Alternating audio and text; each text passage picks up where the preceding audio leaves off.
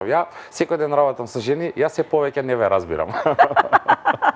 Секој нареден ден. И не знам дали може некој да ви помогне. Не знам дали може некој вас да ви помогне, дали вие до крај се разбирате, зашто не познавам покомплексно суштество во позитивен смисол од една жена. Со првото раѓање конкретно ја надвор пред болница седев. Немав срце да влезам ни внатре у болницата, а не по родилна сала. Се една мајка што чува деца дома која ќе каже ништо.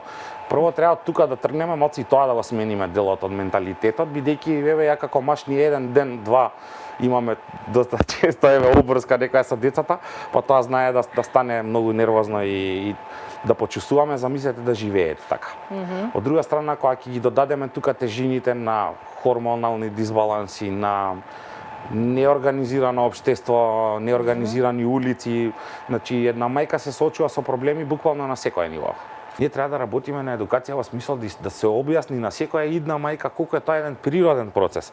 Низ стотици илјади години моделиран, да биде таков како што и на вистина е безбедно и најчесто завршува безпрекорно, а не да потенцираме оние негативности и такви работи. И второ, треба да им се објасни на жената што тие, значи видете во секое раѓање има да речеме позитивна емоцијата, позитивно е нов живот. Меѓутоа има многу терети што мајката ги има, а за кои што претходно не разговараме. Ние би требало тоа да го нормализираме, дека е нормално да не можеш да отидеш ден-два во тоалет нормално, дека е нормално да имаш болки, дека ќе имаш, не дека е нормално, сигурно ќе имаш.